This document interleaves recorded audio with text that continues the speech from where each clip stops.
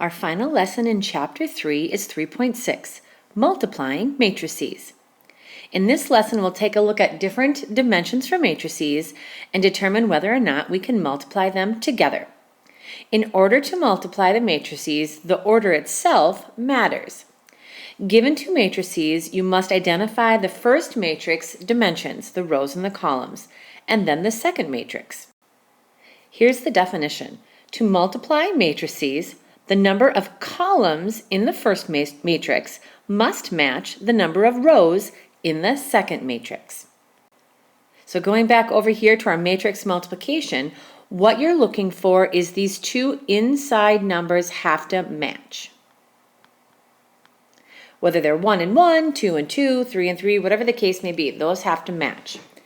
Now the solution that you'll get, or the answer to your product, is going to have the outer dimensions for the R and the C. So this R and this C will give you the dimensions for the answer matrix. We'll do a few of these together to get the hang of it. Ultimately, we're doing a lot of mini products and adding them together. If we look at the kind of definition over here with letters, we have the first matrix, which is a 2 by 2, and then so is the second matrix. It's also a 2 by 2. Notice the inside numbers would match and the outside numbers would tell you that you also have a 2 by 2 matrix. It's all about identifying which rows to multiply to which columns. The first matrix is always about the rows. We have row 1 and row 2. The second matrix is all about the columns, column 1 and column 2. So you'll notice over here, that's a 2. You'll notice over here on the right, what you'll want to do for your work is kind of make a grid with rows and columns. To match up the specific location, we take the row that it's in times the column that it's in. So here's what they did. They took the rows for matrix, that first matrix, the A and the B, and matched it up with the column in the second matrix. So they took the first element, the A times the W, and then they took the second two elements, the B times the Y. Once you find those mini products, you add them together. And then you go to the next kind of location in your answer and do the same thing all over again. In the second column, now what you would do is still take row 1, but column 2. They multiplied the A and the X, the B and the Z, and added them together. Once you complete the first row, just drop down to the second row and repeat the process. Depending on how many dimensions or what your dimensions are, you have a variety of rows and columns for that final answer. So in row 2, column 1, you'll see we multiplied C and W, D and Y, and then added them together. And then for that last column, we take row 2, column 2, C times Z, and D, or C times X, and then D times Z, and add them together.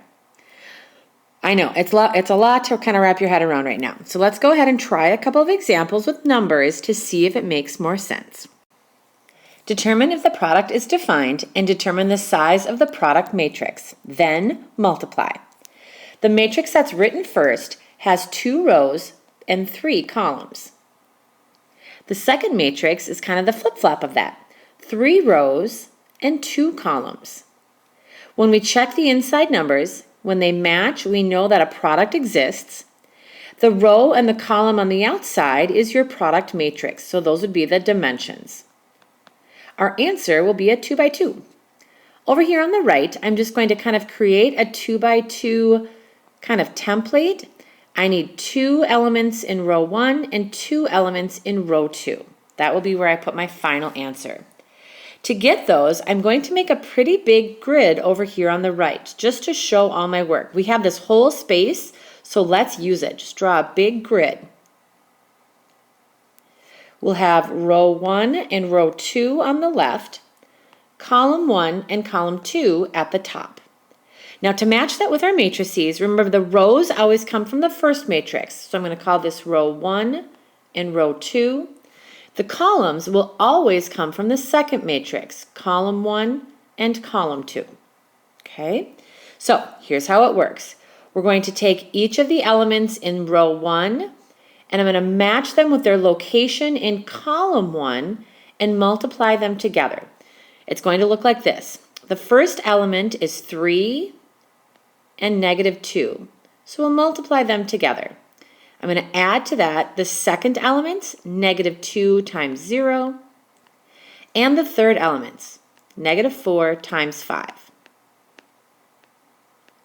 So 3 times -2 is -6, -2 times 0 is 0, -4 times 5 is -20.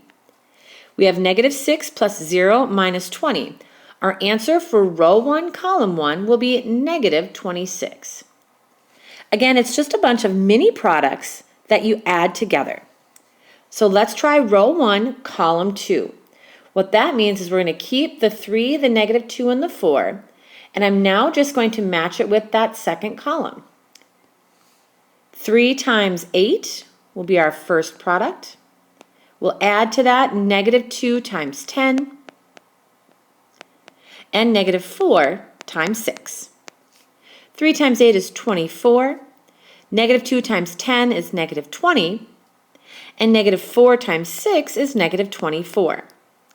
24 minus 20 minus 24 would give us an answer in row 1, column 2 of -20.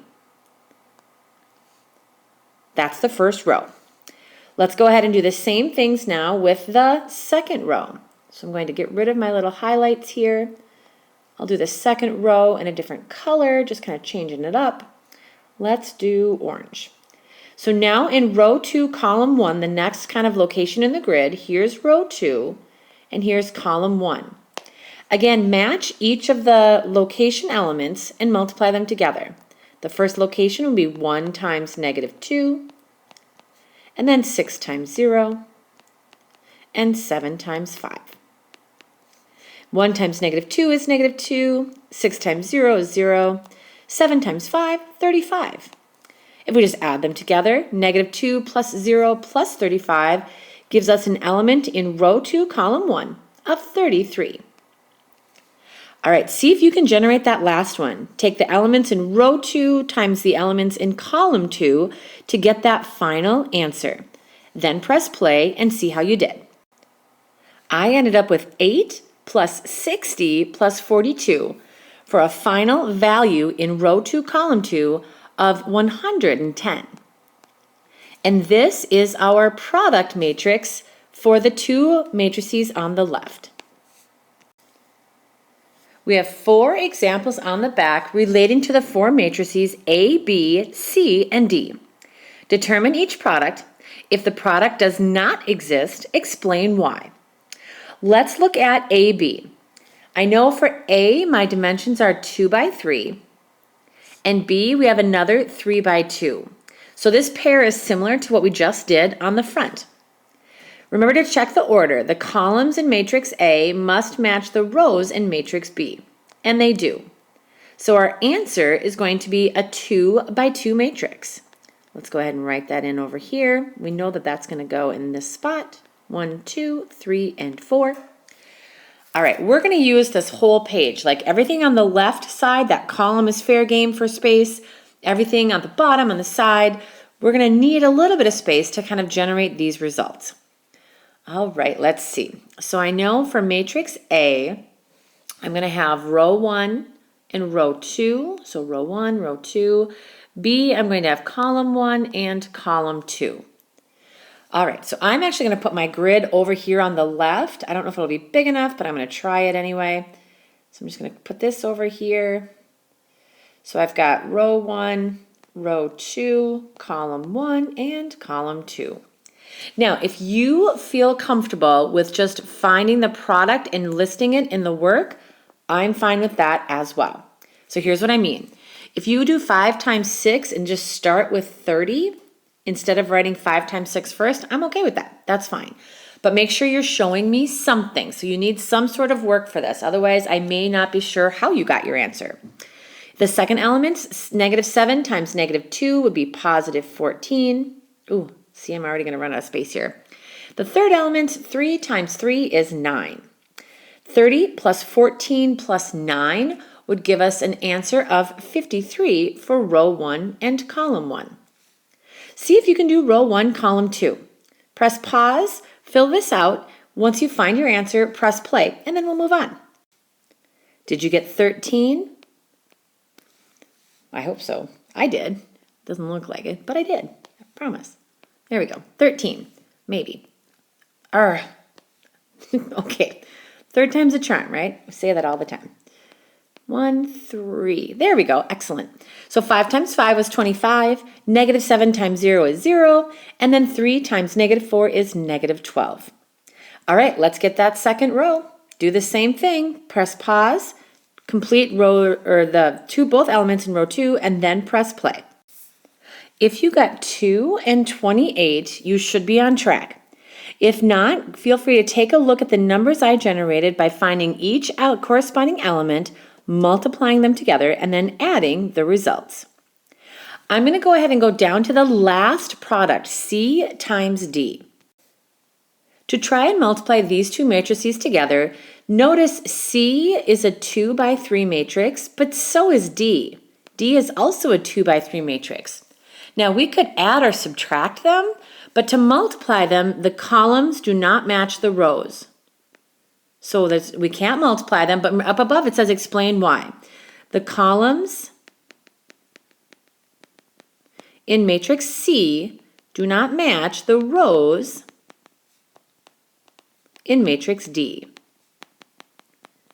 And that's why the product does not exist. Tomorrow in class, we'll multiply BA and BD together.